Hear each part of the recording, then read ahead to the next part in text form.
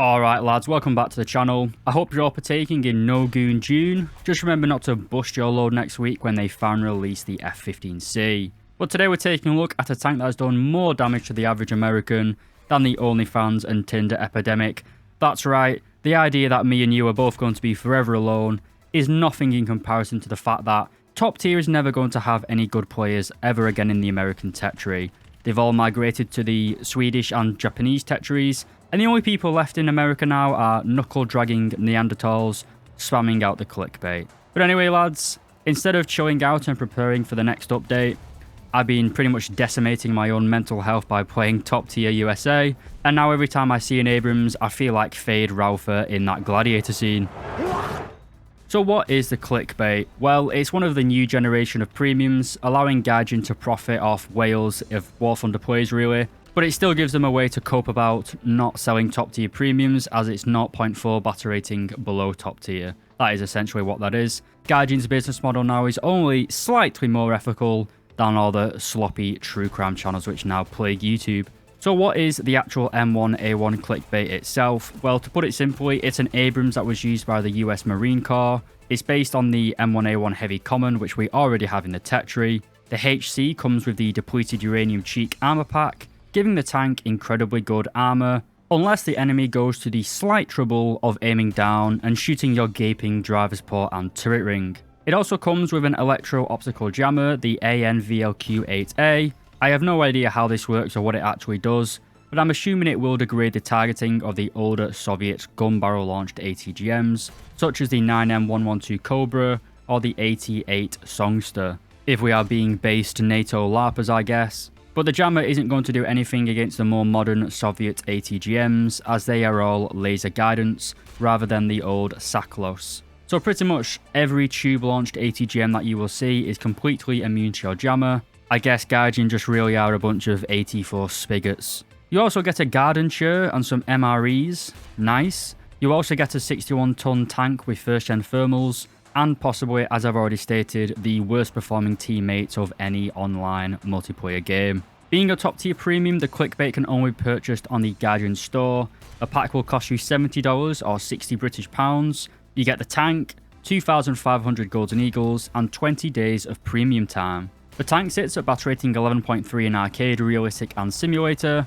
It's also located in the 7th rank of the US tech tree, meaning you can efficiently grind out the entire American tech tree with this vehicle. There are also two other premiums in this rank, the M1A1 28 Wolfpack and the M1 KVT, the former of which is batter rating 10.0 and hence escapes the cancer that is the 10.3 to 11.3 matchmaker. The clickbait comes with a standard beige camouflage, but also has 3 additional desert, 3 additional woodland, and a single arctic camouflage available for golden eagles. At the time of recording, you also have a single camouflage available on the Gaijin marketplace.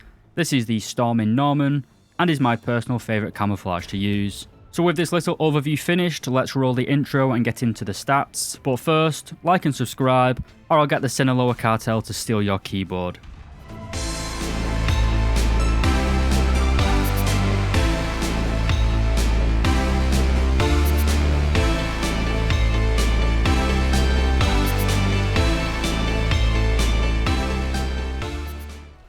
Alright lads, welcome back. So like most of the modern Abrams, the M1A1 is a bit of a fat bastard. It weighs 61.2 tons and of course is still using the Honeywell AGT 1500, producing 1,519 horsepower. Combined together, the M1A1 has a power to weight ratio of 24.8 horsepower per ton, giving it fantastic mobility both in terms of acceleration and top speed, as the tank can reach a top speed of 69 km per hour going forwards, and 39 km per hour going in French. This gives you around the average levels of capabilities in a match. You aren't really going to be faster than anyone else. The days where the Abrams had a mobility advantage over the competition is long gone, with the introduction of stuff like the T80 several years ago. So the Abrams don't really have anything going for it anymore in my opinion. Some other ways we can avoid danger is a previously mentioned electrico-optical jammer pod. This is mounted on the loader's side of the turret roof. And as I said in the introduction, this basically does fuck all in a top tier match, unless someone is spawning like a BMP2 as a backup.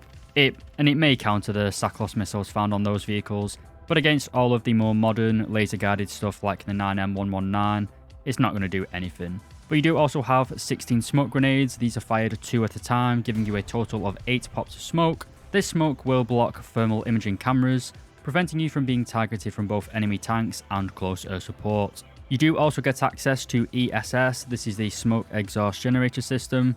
It produces cold smoke clouds, which means enemy thermal images can still see through it, but nevertheless, ESS is a good thing to have in a pinch. Moving on to survivability, and this is an area in real life that the Abrams is famous for. Not so much in War Thunder though. The Abrams is quite large with very thick armour in certain places. Even at point blank range, the DM53 fired by the Leopard 2A7 will not be able to penetrate the turret cheeks of the ClickBait. The problem, however, is the huge gap the size of Texas between the turret and the hull. No doubt you have some very fond memories of being easily killed frontally by getting shot through the turret ring. And this is the main issue with the Abrams, it's just too big for the brawling. The Soviet T-80s fit pretty much the same firepower, protection and mobility into a much smaller package. In real life, the T-80 was plagued by massive amounts of issues, namely being designed and built in the Soviet Union. But this is War Thunder where breakdowns and economics aren't factors in. So in War Thunder, the Abrams just isn't a efficient design, especially not in the modern meta. In terms of protection, frontally the SAKO rounds fired by the BMP-2M will struggle to penetrate you, but it has no issue from the side. The blatantly overpowered 2S38 will have no problem punching through your turret ring with its 57mm sabre rounds, where it will not be able to penetrate the lower frontal plate or the turret cheeks. The relatively weak 3BM42 Mango will be able to penetrate your lower frontal plate and gun breach, and it's pretty much the same for every other top tier SAKO round. Pretty much everything from 3BM42 can go through your lower frontal plate as well as the turret ring. While your turret cheeks are completely immune to every round in the game, this is basically null or pointless, it doesn't really matter, because as I said, your turret ring is such a large frontal weak spot. I guess you could use the Abrams in a hold down position, but considering that most maps in War Thunder are now going towards a basically copy and paste of a city map with absolutely no verticality, the Abrams, just like the Challenger 2 which have similar design specs, is completely losing all of its relevance in the meta, as the maps just have no defensive hold down positions anymore. It's just brawling around, going around corners. It's a bit of a shit show, as I'm sure you agree. Moving on to the firepower, and naturally the Americans excel in this regard. To start, the Abrams has 2 rifle caliber machine guns, one coaxially mounted, the other located on the loader's cupola. The commander also has a 50 cal, which is your secondary anti-aircraft weapon. Your primary anti-aircraft weapon though is the M1A1. This is a multi-purpose round, basically a programmable heater fess, fitted with a proximity fuse warhead.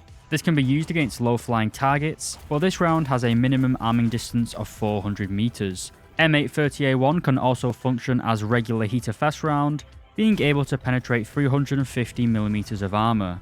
You also have 2 APFSDS rounds, the best of which is the M829A1. This is a very strong shell, which is about the equivalent of the Soviet 3BM60 round, found on all of the top tier Soviet main battle tanks. But it has around 30mm less penetration compared to the premier American M829A2, and 54mm short of the German DM53. Needless to say though, the ammunition of the ClickBait certainly is not weak. Combined with the laser rangefinder, 5-second reload with an ace crew, and a first generation thermal imager, the ClickBait is a monster in a passive defensive position. It's still even viable in the offense, but as we've clearly covered, your protection just does not equal your firepower. In terms of lineups, the 11.3 American one is fairly decent. For a light tank, you have the HSTVL, which is another tank that Gaijin has butchered, but it's still usable in War Thunder. You also have the Tech Tree M1A1 HC, as well as the Squadron M1A1 AIM, the Australian variant of the Abrams. You also have the M1A1, an outwardly similarly looking vehicle to the ClickBait, but the Tech Tree M1A1 does not have the improved depleted uranium armor scheme, giving it substantially less turret protection. The IP M1 is also a great backup. This is a 105mm variant of the Abrams that was fitted with the depleted uranium armor scheme, giving you fantastic protection, but a slightly less powerful main gun, but still certainly usable. For air defense, you have the XM975 or the Lavad. And for closer support, I'd take out the F111 with its 4 3,000-pound bombs. To conclude, you've got the cock and balls of a bull moose in the form of your excellent 120mm gun, but you're going to struggle to use them as your armour is thinner than the skin of a liberal college campus kid talking about Palestine. The ClickBait itself isn't a particularly bad tank, but just like the other Abrams, it isn't that great anymore in War Thunder's meta.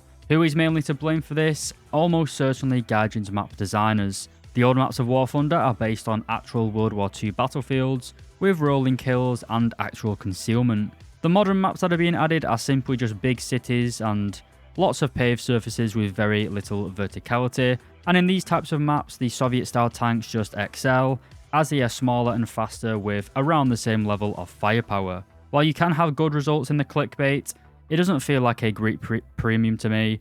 There's also no real reason to purchase this tank, as top tier America is pretty much dead, the modern Abrams aren't really that good, and the playbase is never going to be good again either. As I said, this is mainly due to bad map design and the global war on terror having its effects on modern American tanks, but this isn't something that Gaijin is going to fix, so I think America is destined to be one of the weaker nations going forward in War Thunder.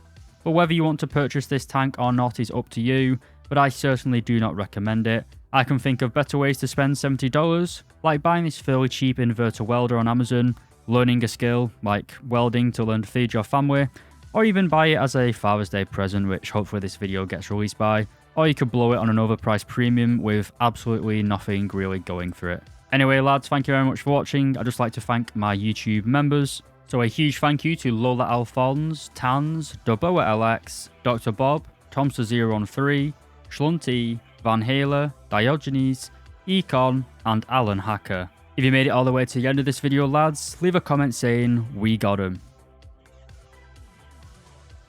If you'd like to support the channel, consider becoming a member by pressing the join button. Check out the Discord server where I frequently squad up with my members and friends, and don't forget to leave me a like and subscribe to help the channel grow. Thanks again for watching lads, and I'll see you in the next video.